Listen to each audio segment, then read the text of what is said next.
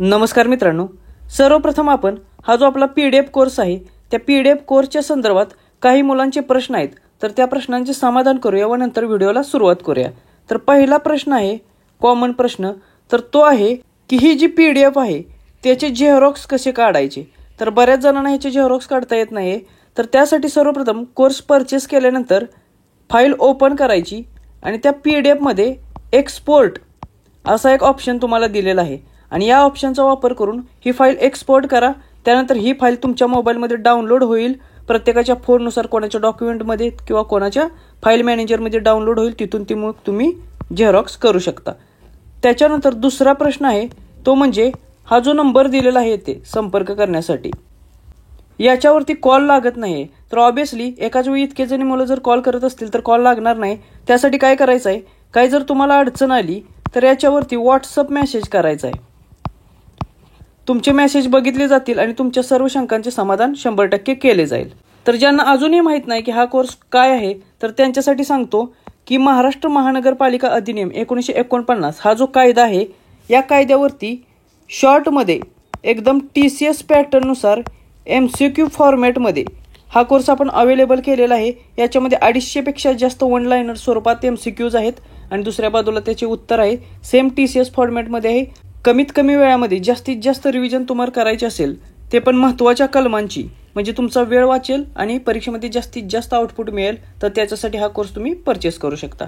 हा course join करण्यासाठी प्रयाग एज्युटेक या नावाची ॲप आहे, ती ॲप तुम्ही डाउनलोड करा, त्यामध्ये तुम्ही हा कोर्स परचेस करू शकता फक्त 49 रुपयाला।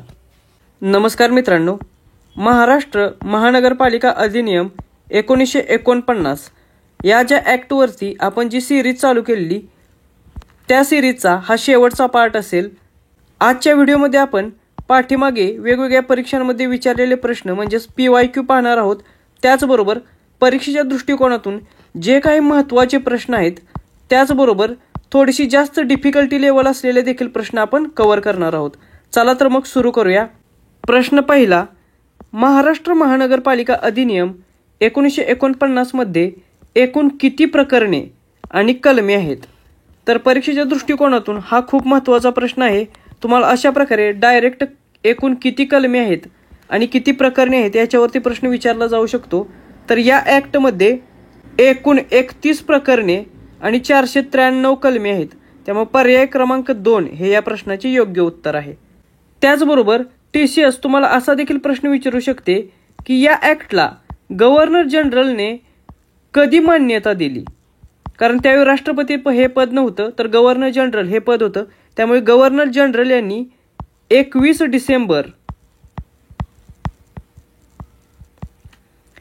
1949 या दिवशी या कायद्याला मान्यता दिलेली, त्यामुळे ही तारीख तुमच्या लक्षात असू द्या। या तारखेवरती देखील तुम्हाला प्रश्न विचारला जाऊ शकतो।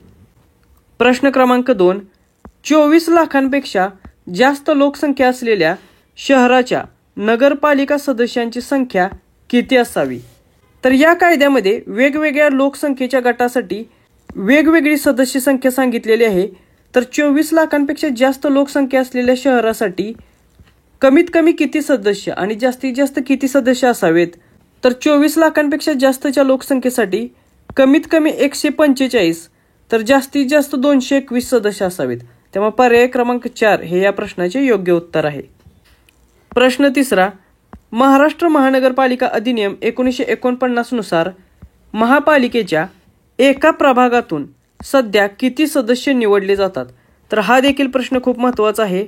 महानगरपालिकेसाठी प्रभाग व्यवस्था असते आणि एका प्रभागातून किती मॅक्झिमम सदस्य निवडले जातात किंवा कमीत कमी किती सदस्य निवडले जातात असा प्रश्न तुम्हाला विचारू शकतात।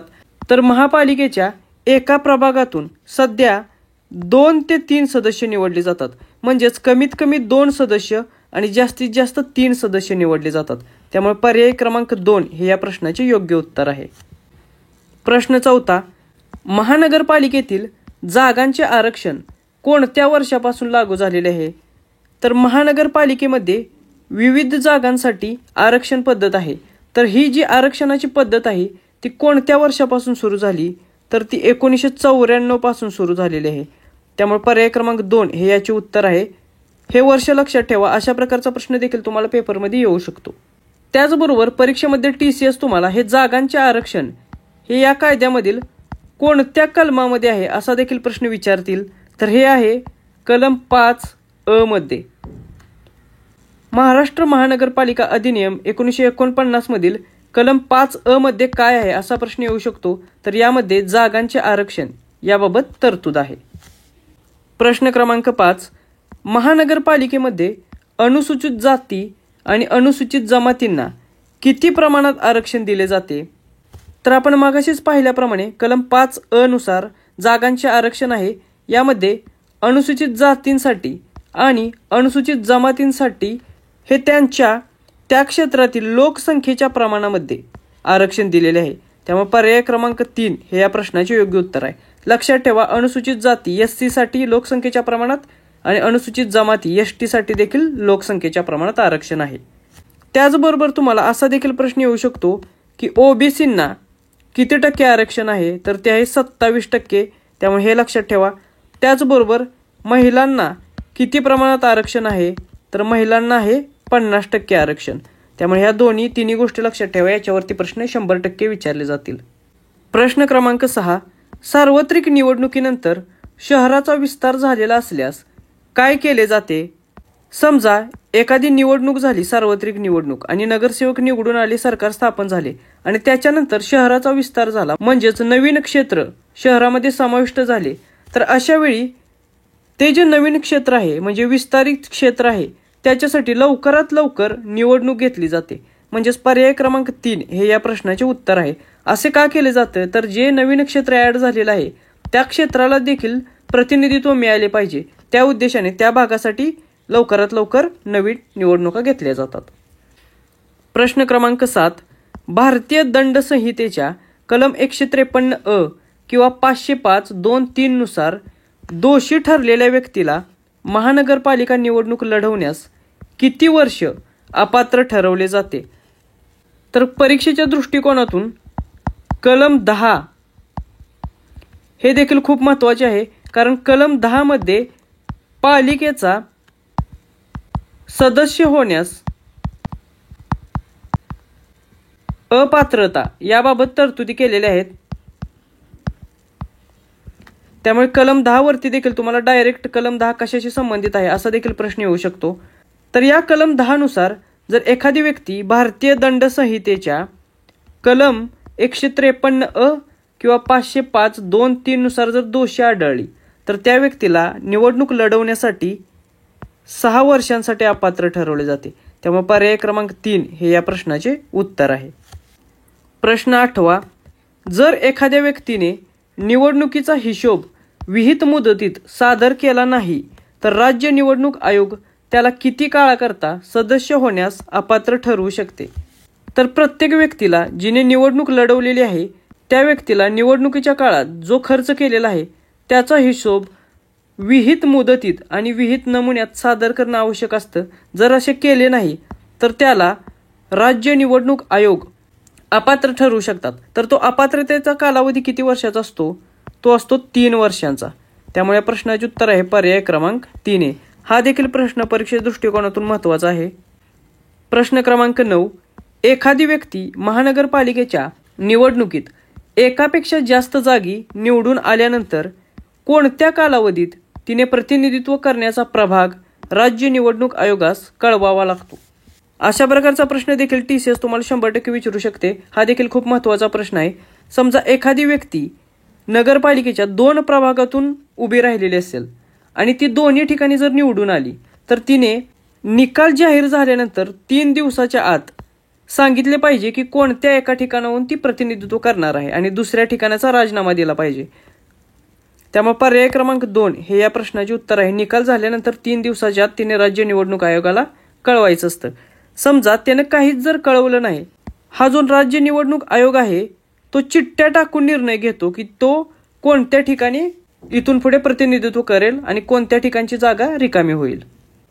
प्रश्न क्रमांक 10, स्थायी समितीचे अधिकार दुसऱ्या समितीकडे सोपवण्यासाठी ठराव किती बहुमताने मंजूर होणं आवश्यक आहे? तर परीक्षेच्या दृष्टिकोनातून स्थायी समिती खूप महत्त्वाची आहे. याच्याशी संबंधित सर्व बाबी चांगल्या करून ठेवा, कारण याच्यावरती खूप सारे प्रश्न तुम्हाला विचारले जातील. तर स्थायी समितीला स्वतःचे अधिकार दुसऱ्या समितीकडे सोपवण्याचा अधिकार असतो. मात्र असे करण्यासाठी तशा संबंधीचा ठराव 2/3 म्हणजेच 2/3 बहुमताने पारित होणं आवश्यक असतं. त्यामुळे पर्याय क्रमांक 3 हे या प्रश्नाचे उत्तर आहे. आणि ही जी तरतूद आहे 2/3 ठराव बहुमताने पारित करणं, ही या कायद्याच्या कलम 24 मध्ये दिलेली आहे. त्यामुळे हे देखील लक्षात असू द्या. याच्यावरती देखील अशा स्वरूपाचा प्रश्न विचारू शकतात. प्रश्न क्रमांक 11, एखादा सदस्य किती विशेष समित्यांचा सभापती होऊ शकतो? तर परीक्षेच्या दृष्टिकोनातून विशेष समित्या ज्या आहेत त्या देखील महत्त्वाच्या आहेत. तुम्हाला परीक्षेमध्ये असा प्रश्न येऊ शकतो की महानगरपालिकेच्या विशेष समित्यांची स्थापना कोणत्या कलमानुसार केली जाते किंवा विशेष समित्या ह्या कोणत्या कलमानुसार स्थापन केल्या जातात? तर कलम 30 मध्ये विशेष समित्यांसंबंधी तरतुदी दिलेल्या आहेत.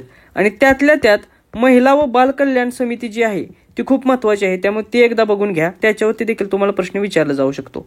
तर एखादा सदस्य हा जास्तीत जास्त किती विशेष समित्यांचा सभापती होऊ शकतो? तर फक्त एकच. एक सदस्य एकाच विशेष समित्याचा सभापती होऊ शकतो. त्यामुळे पर्याय क्रमांक 2 हे याचे उत्तर आहे. प्रश्न क्रमांक 12, महानगरपालिका आणि राज्य शासन यांच्यातील दुवा म्हणून खालीलपैकी कोण कार्य करतं? तर आपल्याला माहीत आहे महानगरपालिकेचे आयुक्त हे महानगरपालिका आणि राज्य शासन यांच्यातील दुवा असतात. त्यामुळे पर्याय क्रमांक 3 हे याचे योग्य उत्तर आहे. परीक्षेच्या दृष्टिकोनातून आयुक्त हे सर्वात महत्त्वाचे पद आहे. याच्यावरती खूप सारे प्रश्न विचारले जातील. त्याचबरोबर स्थायी समिती याच्यावरती देखील तुम्हाला खूप सारे प्रश्न विचारले जातील. त्यामुळे या 2 ज्या गोष्टी आहेत त्यांची खूप चांगल्या प्रकारे तयारी करा. प्रश्न क्रमांक 13, महाराष्ट्र महानगरपालिका अधिनियम 1949 नुसार महानगरपालिकेने तरतूद करावयाच्या बाबी, अनिवार्य बाबी खालीलपैकी कोणत्या कलमामध्ये दिलेल्या आहेत? तर परीक्षेच्या दृष्टिकोनातून अनिवार्य बाबी आणि ऐच्छिक बाबी ह्या खूप महत्त्वाच्या आहेत. याच्यावरती तुम्हाला मल्टीलायनर तसेच वन लायनर स्वरूपाचे देखील प्रश्न विचारले जातील किंवा डायरेक्ट त्यांची कलम देखील विचारली जाईल. तर अनिवार्य बाबी ज्या आहेत मनपाच्या त्या कलम 63 मध्ये दिलेल्या आहेत. त्यामुळे पर्याय क्रमांक 2 हे या प्रश्नाचे उत्तर आहे. तर ज्या महानगरपालिकेने करावयाच्या ऐच्छिक बाबी आहेत त्यांची तरतूद कोणत्या कलमामध्ये केलेली आहे असा देखील प्रश्न येऊ शकतो. तर याची तरतूद कलम 66 मध्ये केलेली आहे. त्यामुळे कलम 66 हे महानगरपालिकांच्या ऐच्छिक बाबींशी संबंधित आहे.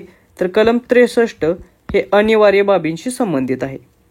प्रश्न क्रमांक 14, कलम 72 क नुसार साधारणपणे कोणतीही फाईल महानगरपालिकेच्या विभागात किंवा कार्यालयात किती दिवसांपेक्षा जास्त काळ प्रलंबित राहू नये?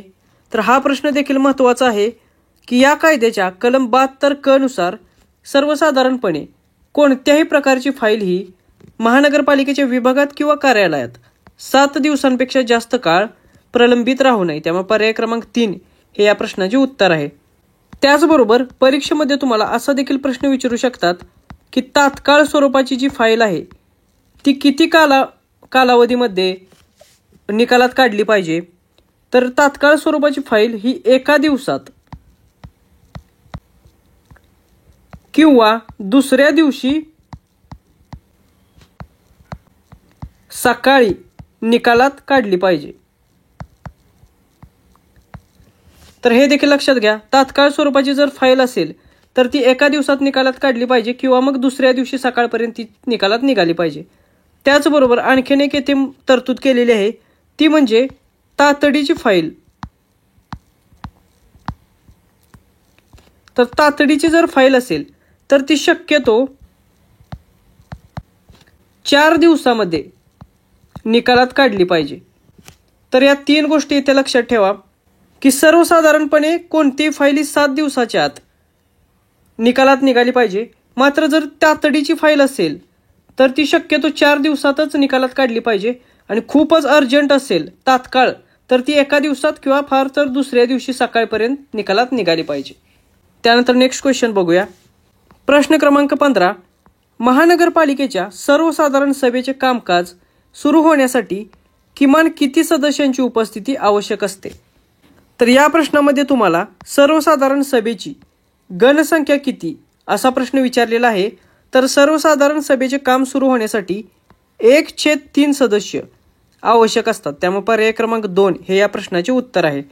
परीक्षेमध्ये तुम्हाला अशाच प्रकारचा प्रश्न हे विशेष सभेसाठी काय गणसंख्या आवश्यक आहे किंवा किती सदस्य आवश्यक असतात सभा सुरू होण्यासाठी असा देखील प्रश्न येऊ शकतो. तर विशेष सभेसाठी 1/2 सदस्य आवश्यक असतात. त्यामुळे हे देखील लक्षात ठेवा. प्रश्न क्रमांक 16. महाराष्ट्र महानगरपालिका अधिनियम 1949 नुसार खालीलपैकी कोण दरवर्षी महानगरपालिकेच्या उत्पन्न व खर्चाचे अंदाज तयार करून स्थायी समितीला सादर करतो? तर हा देखील प्रश्न खूप महत्त्वाचा आहे परीक्षेसाठी, की दरवर्षी महानगरपालिकेच्या उत्पन्न आणि खर्चाचे अंदाज कोण तयार करतो? तर अशा प्रकारचे अंदाज हे महानगरपालिकेचे आयुक्त तयार करतात. त्यामुळे या प्रश्नाचे उत्तर आहे पर्याय क्रमांक 3 हे. आणि ही तरतूद कोणत्या कलमामध्ये दिलेली आहे? तर कलम 95 नुसार महानगरपालिकेचे आयुक्त हे दरवर्षी जमा खर्चाचे अंदाज तयार करून स्थायी समितीला सादर करतात. तुम्हाला प्रश्न असा देखील विचारला जाईल की कोणास आयुक्त हे जमा खर्चाचे अंदाज सादर करतात? तर त्याचे उत्तर असेल स्थायी समिती. त्यामुळे हे देखील लक्षात ठेवा. प्रश्न क्रमांक 17. महाराष्ट्र महानगरपालिका अधिनियम 1949 नुसार महानगरपालिकेच्या अर्थसंकल्पीय अंदाजाच्या अंतिम स्वीकृतीची तरतूद खालीलपैकी कोणत्या कलमामध्ये दिलेली आहे? तर कलम 100 मध्ये महानगरपालिकेच्या अर्थसंकल्पीय अंदाजाच्या अंतिम स्वीकृतीची तरतूद दिलेली आहे. त्यामुळे या प्रश्नाचे उत्तर आहे पर्याय क्रमांक 4 हे. आता हा जो प्रश्न आहे तो तुम्हाला विचारण्याची शक्यता खूपच कमी आहे. मात्र कधी कधी काय होतं, जे क्वेश्चन्स काढणारे असतात ते कलम 100, कलम 50, कलम 150 अशा प्रकारच्या कलमावर प्रश्न विचारण्याची शक्यता असते. म्हणून त्या दृष्टिकोनातून कलम 100 काय आहे? तर अर्थसंकल्पीय अंदाजाच्या अंतिम स्वीकृतीची तरतूद आहे. प्रश्न क्रमांक 18. महाराष्ट्र महानगरपालिका अधिनियम 1949 अन्वये खालीलपैकी कोणते विधान योग्य आहेत? तर एक विधान आपण बघूया. अर्थसंकल्पीय अंदाज ब, परिवहन उपक्रमाचे खर्च आणि उत्पन्न. तर महाराष्ट्र महानगरपालिका अधिनियम 1949च्या अन्वये महानगरपालिकेचे अर्थसंकल्पीय अंदाज असतात ते अ, ब आणि क अशा 3 गटांमध्ये असतात. तर अंदाज ब जो आहे तो परिवहन उपक्रमाचे खर्च आणि उत्पन्न यांच्याशी संबंधित असतो. आणि हे जे अंदाज आहेत ब मधले ते परिवहन समिती तयार करते. त्यामुळे हे जो विधान आहे ते बरोबर आहे. त्यानंतर अर्थसंकल्पीय अंदाज क, नाले, जलनिस्सारण, पाणी पुरवठा या संबंधातील उत्पन्न व खर्च हे दुसरे विधान देखील बरोबर आहे. कारण क या गटामध्ये नाले, जलनिस्सारण आणि पाणी पुरवठा याच्याशी संबंधित जे उत्पन्न आणि खर्च आहेत त्याच्याशी संबंधित अंदाज असतात. त्याच्यानंतर अर्थसंकल्पीय अंदाज अ मध्ये नाले, जलनिस्सारण, पाणी पुरवठा आणि परिवहन उपक्रम या बाबी वगळून इतर जे बाकी राहतात त्याचे खर्च आणि उत्पन्न असतात. तर हे देखील विधान बरोबर आहे. ते तिन्ही विधाने बरोबर असल्यामुळे पर्याय क्रमांक 4 वरीलपैकी सर्व योग्य हे या प्रश्नाचे उत्तर आहे. आता यापैकी ना ब हे जे अंदाज आहेत अर्थसंकल्पीय अंदाज ब हे परिवहन समिती सादर करते. याला परिवहन समितीचे अंदाजपत्रक असे म्हटले जाते. तर अ आणि क हे जे 2 आहेत ते स्थायी समितीचे अंदाजपत्रक आहेत. तर या 2 गोष्टी लक्षात ठेवा फक्त. याच्यावरती कदाचित तुम्हाला प्रश्न विचारू शकतात. प्रश्न क्रमांक 19. महानगरपालिकेने कोणत्या तारखेपर्यंत अर्थसंकल्पीय अंदाज मान्य केले नसल्यास स्थायी समितीने व परिवहन समितीने तयार केलेले अर्थसंकल्पीय अंदाज महानगरपालिकेने स्वीकारल्याचे मानले जाईल? हा देखील प्रश्न खूप महत्त्वाचा आहे की स्थायी समिती ही अर्थसंकल्पीय अंदाज महानगरपालिकेसमोर मांडते. मात्र महानगरपालिकेने ठराविक तारखेपर्यंत म्हणजेच कोणत्या तारखेपर्यंत? तर 31 मार्चपर्यंत जर त्या तरतुदी मान्य नाहीत केल्या तर मग स्थायी समिती आणि परिवहन समितीने जे आपण मागाशी बघितल्याप्रमाणे अ, ब, क हे 3 अंदाजपत्रक तयार केलेले आहेत ते अंदाजपत्रक स्वीकारले गेले आहेत असं मानलं जातं. त्यामुळे पर्याय क्रमांक 3 हे या प्रश्नाचे उत्तर आहे. 31 मार्च ही तारीख लक्षात ठेवा. प्रश्न क्रमांक 20. महाराष्ट्र महानगरपालिका अधिनियम 1949 नुसार महानगरपालिका निधीमधील पैसे पुढीलपैकी कोणाच्या सहीच्या धनादेशाद्वारे काढता येतात? हा देखील प्रश्न परीक्षेच्या दृष्टिकोनातून खूप महत्त्वाचा आहे. कारण TCS अशा प्रकारचे फॅक्च्युअल प्रश्न खूप वेळा विचारते. त्या दृष्टिकोनातून हा प्रश्न महत्त्वाचा ठरतो. तर महानगरपालिकेचा निधी असतो, त्या निधीमध्ये जे पैसे असतात ते कोणाच्या सहीने काढले जातात, तर ते पैसे मुख्य लेखपाल किंवा उपलेखपाल आणि मनपा आयुक्त किंवा उपायुक्त किंवा सहाय्यक आयुक्त या सर्वांच्या सहीच्या धनादेशाद्वारे काढले जातात. त्यामुळे या प्रश्नाचे उत्तर आहे ए आणि 2 बरोबर. त्यामुळे पर्याय क्रमांक 4 1 आणि 2 या दोघांच्या सहीने ते काढले जातात. तर हा जो निधी आहे महानगरपालिकेचा, त्याच्यामधील जो पैसा आहे तो कोण स्वीकारतो, असा देखील प्रश्न तुम्हाला विचारला जाऊ शकतो की महानगरपालिकेमध्ये किंवा निधीमध्ये या भरण्याजोगा पैसा कोणाच्या मार्फत स्वीकारला जातो, तर तो स्वीकारला जातो महानगरपालिकांच्या आयुक्तांच्या मार्फत. तर ही देखील गोष्ट लक्षात ठेवा. अशा प्रकारचा प्रश्न देखील तुम्हाला विचारला जाऊ शकतो. प्रश्न क्रमांक 21. महाराष्ट्र महानगरपालिका अधिनियम 1949 नुसार महानगरपालिकेच्या विशेष निधीची तरतूद खालीलपैकी कोणत्या कलमामध्ये दिलेली आहे. आता इथून पुढचे जे 2-3 प्रश्न आपण बघणार आहोत ते डायरेक्ट कलमांवरती बघणार आहोत आणि मला वाटते ती परीक्षेच्या दृष्टिकोनातून खूप महत्त्वाचे आहेत. थोडीशी डिफिकल्ट लेवलचा प्रश्न तयार होतोय, परंतु जर अशा प्रकारचा प्रश्न तुम्हाला विचारला तर त्याची तुमची तयारी असली पाहिजे. तर महानगरपालिकेच्या विशेष निधीची तरतूद ही कलम 91 मध्ये देण्यात आलेली आहे. त्यामुळे पर्याय क्रमांक 3 हे या प्रश्नाचे योग्य उत्तर आहे. प्रश्न क्रमांक 22.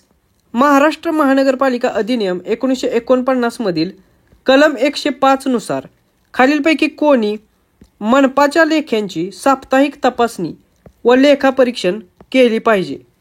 तर महानगरपालिकाच्या लेख्यांची साप्ताहिक तपासणी आणि लेखापरीक्षण कोण करतं, तर महानगरपालिकेचे मुख्य लेखापरीक्षक आहे. त्यामुळे या प्रश्नाचे उत्तर आहे पर्याय क्रमांक 3 हे. आणि हे मुख्य लेखापरीक्षक या संबंधीचा अहवाल कोणाकडे सादर करतात, असा देखील प्रश्न तुम्हाला पेपरमध्ये विचारला जाऊ शकतो. तर मुख्य लेखापरीक्षक लेखा तपासणीचा अहवाल किंवा लेखापरीक्षणाचा अहवाल हा स्थायी समितीला सादर करतात. तर ही इन्फॉर्मेशन देखील लक्षात ठेवा. याच्यावरती देखील तुम्हाला अशा प्रकारचा 1 लाइनर क्वेश्चन ते विचारू शकतात. त्याचबरोबर कलम 105 हे कशाशी संबंधित आहे, तर हे मनपा लेख्यांची साप्ताहिक तपासणी आणि लेखापरीक्षण याच्याशी संबंधित आहे, हे लक्षात घ्या. त्याच्यावरती हे प्रश्न येऊ शकतो. त्याचबरोबर मनपाचे मुख्य लेखापरीक्षक किती दिवसातून तपासणी करतात, असा देखील प्रश्न येऊ शकतो. तर लेख्यांची साप्ताहिक तपासणी पार पडते, हे देखील लक्षात ठेवा. मग हे बघा एकाच प्रश्नामध्ये किती प्रकारचे प्रश्न तयार होत आहेत. त्यामुळे ही सर्व इन्फॉर्मेशन व्यवस्थित काळजीपूर्वक लक्षात ठेवा. प्रश्न क्रमांक 23. महाराष्ट्र महानगरपालिका अधिनियम 1949 नुसार महानगरपालिकेच्या मुख्य लेखापरीक्षकाने अहवाल सादर करण्याबाबतची तरतूद खालीलपैकी कोणत्या कलमामध्ये दिलेली आहे. आता आपण मगाशीच पाहिले की महानगरपालिकेचे मुख्य लेखापरीक्षक हे लेखापरीक्षणाचा अहवाल कोणाला सादर करतात, तर ते आपला अहवाल हे स्थायी समितीला सादर करतात. मग याबाबतची तरतूद कोणत्या कलमामध्ये आहे, तर ते आहे कलम 106 मध्ये. त्यामुळे या प्रश्नाचे उत्तर आहे पर्याय क्रमांक 4 हे. प्रश्न क्रमांक 24. महाराष्ट्र महानगरपालिका अधिनियम 1949 नुसार मनपाचे आदेश निलंबित किंवा स्थगित करण्याचा अधिकार कोणाला आहे. तर एखाद्या महानगरपालिकेने दिलेले आदेश असतील तर ते आदेश निलंबित करण्याचा किंवा ते स्थगित करण्याचा अधिकार कोणाला आहे, तर अशा स्वरूपाचा अधिकार राज्य शासनाला असतो. त्यामुळे या प्रश्नाचे उत्तर आहे पर्याय क्रमांक 4 हे. प्रश्न क्रमांक 25. मनपा मुदतपूर्व विसर्जित केल्यानंतर नवीन मनपा रचना होईपर्यंत कारभार कोण पाहतो. तर समजा एखादी महानगरपालिका ही मुदतपूर्व विसर्जित झाली, तर त्याच्यानंतर नवीन निवडणुका होईपर्यंत किंवा निवडणुका होऊन नवीन मनपाची महानगरपालिकेची स्थापना होईपर्यंत या महानगरपालिकेचा त्या क्षेत्राचा कारभार कोण पाहतो, तर त्याच्यासाठी राज्य शासनाने नेमलेला प्रशासक असतो. तो प्रशासक या महानगरपालिकेचा कारभार पाहतो. त्यामुळे या प्रश्नाचे उत्तर आहे पर्याय क्रमांक 4 हे. हा देखील प्रश्न परीक्षेच्या दृष्टिकोनातून खूप महत्त्वाचा आहे. आत्ता बघू शकता तुम्ही बऱ्याच महानगरपालिकेवरती प्रशासक नेमलेले आहेत. त्याचबरोबर परीक्षेमध्ये तुम्हाला असा देखील प्रश्न येऊ शकतो की हा जो प्रशासक आहे राज्य सरकारने नेमलेला, त्याचे वेतन असेल किंवा त्याला जे भत्ते प्राप्त होतात ते असतील, हे कुठून दिले जातात? तर हे महानगरपालिकेच्या निधीमधून दिले जातात. त्यामुळे पेपरमध्ये तुम्हाला महानगरपालिकेच्या निधीमधून दिले जातात की राज्य सरकार देते असे कन्फ्युजन होऊ शकते. तर ते लक्षात ठेवा की प्रशासकाचे वेतन आणि भत्ते हे महानगरपालिकेच्या निधीमधूनच दिले जातात. प्रश्न क्रमांक 26. महानगरपालिकेने कर्ज घेतल्यास कर्जफेडीचा कमाल कालावधी टिंबटिंब वर्ष असतो. तर हा जो प्रश्न आहे तो MPSCचा PYQ आहे. MPSCने एका परीक्षेमध्ये हा प्रश्न विचारलेला होता. तर महानगरपालिकेने कर्ज जर घेतलेले असेल तर त्या कर्जफेडीचा कमाल कालावधी हा 60 वर्ष असतो. त्यामुळे प्रश्नाचे उत्तर आहे पर्याय क्रमांक 4 आहे. कमाल कालावधी 60 वर्ष, एवढं लक्षात ठेवा. प्रश्न क्रमांक 27. महाराष्ट्र महानगरपालिका अधिनियम 1949 मधील कलम 249 मध्ये कशाशी तरतूद आहे? तर या कायद्यातील कलम 249 मध्ये सार्वजनिक रस्त्यांवर दिवाबत्तीची व्यवस्था करणे अशी तरतूद केलेली आहे. त्यामुळे या प्रश्नाचे जे उत्तर आहे ते पर्याय क्रमांक 2 आहे. कलम 249 सार्वजनिक रस्त्यांवर दिवाबत्तीची व्यवस्था करणे. प्रश्न क्रमांक 28. महाराष्ट्र महानगरपालिका अधिनियम 1949 नुसार पालिका सदस्य इत्यादी लोकसेवक असल्याचे मानणे याची तरतूद खालीलपैकी कोणत्या कलमामध्ये दिलेली आहे? तर पालिका सदस्य हे लोकसेवक असल्याचे मानणे ही जी तरतूद आहे ती महाराष्ट्र महानगरपालिका अधिनियम 1949च्या कलम 482 मध्ये दिलेली आहे. त्यामुळे पर्याय क्रमांक 3 हे या प्रश्नाचे योग्य उत्तर आहे. प्रश्न क्रमांक 29. स्वातंत्र्यप्राप्तीच्या वेळी भारतामध्ये कोणकोणत्या 4 शहरांकरता महानगरपालिका अस्तित्वात होत्या? म्हणजे ज्यावेळी भारत स्वतंत्र झाला त्यावेळी कोणकोणत्या शहरांमध्ये महानगरपालिका अस्तित्वात होत्या? तर ज्यावेळी भारताला स्वातंत्र्य मिळाले 1947 साली त्यावेळी भारतामध्ये ज्या महानगरपालिका 4 अस्तित्वात होत्या त्या आहेत मुंबई महानगरपालिका, कोलकाता महानगरपालिका, चेन्नई म्हणजेच मद्रास महानगरपालिका आणि त्रिवेंद्रम महानगरपालिका. आपल्याला माहीत आहे मुंबईची स्थापना 1888 साली आहे मुंबई महानगरपालिकेची. कलकत्त्याची 1876 साली केलेली. चेन्नईची आपल्याला माहीत आहे 1688 साली स्थापन करण्यात आलेली आहे. आणि त्रिवेंद्रम 1940 साली महानगरपालिका स्थापन केली होती. त्यामुळे या 4 महानगरपालिका म्हणजेच पर्याय क्रमांक 4 अ क ड ई हे आपल्या प्रश्नाचे उत्तर आहे. हा देखील PYQ आहे. MPSCने एका पेपरमध्ये हा प्रश्न विचारलेला होता म्हणून हा मी ते कव्हर केलेला आहे. प्रश्न क्रमांक 30.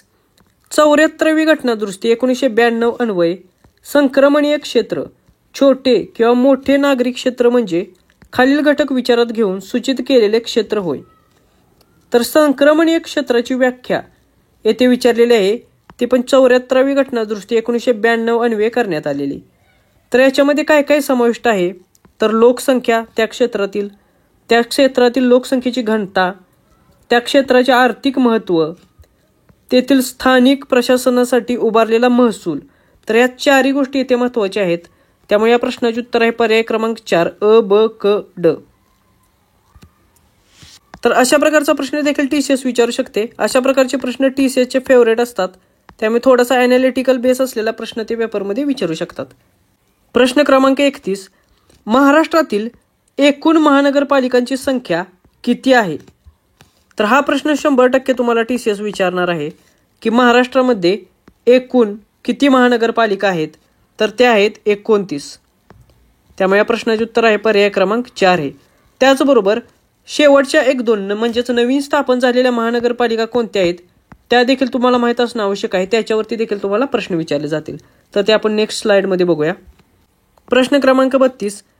राज्यात सर्वात शेवटी जाहीर करण्यात आलेली महानगरपालिका कोणती आहे? म्हणजेच या प्रश्नामध्ये तुम्हाला 29वी जी महानगरपालिका आहे ती कोणती आहे असं विचारलेलं आहे.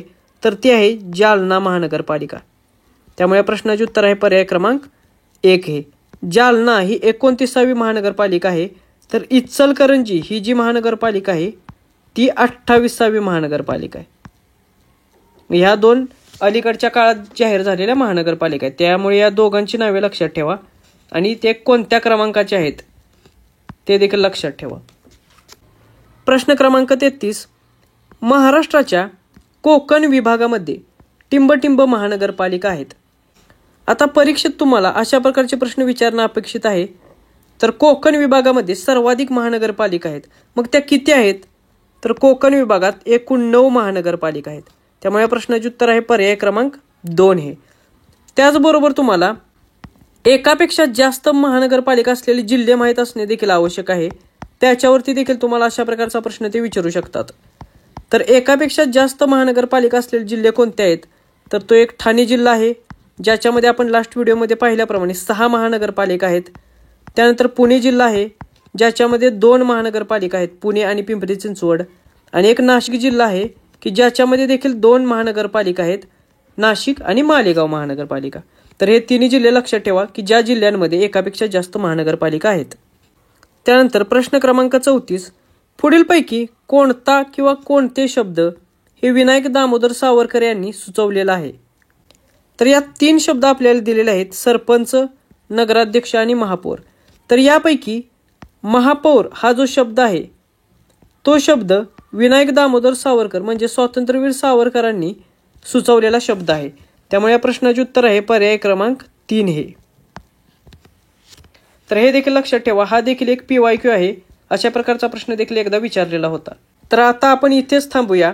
हा व्हिडिओ आपण जी सिरीज चालू केली होती महाराष्ट्र महानगरपालिका अधिनियम 1949 या सिरीजमधला हा शेवटचा व्हिडिओ होता. आता परीक्षा जवळ आलेली आहे. तुम्हा सर्वांना माझ्याकडून परीक्षेसाठी खूप खूप शुभेच्छा. ज्यांनी आपला हा PDF कोर्स घेतलेला आहे त्यांना माझी एक विनंती आहे की हा जो कोर्स आहे, ही जी PDF आहे ती तुम्ही परीक्षेला जायच्या अगोदर 1 तास वाचून घ्या, किंवा जर शक्य नसेल तर परीक्षेच्या आदल्या रात्री किंवा सकाळी उठल्या 1 ते 2 वेळा याची रीडिंग करा. त्याचा खूप जास्त फायदा तुम्हाला परीक्षेमध्ये झालेला दिसून येईल. तुम्हा सर्वांना माझ्याकडून परीक्षेसाठी ऑल द बेस्ट. थँक्यू.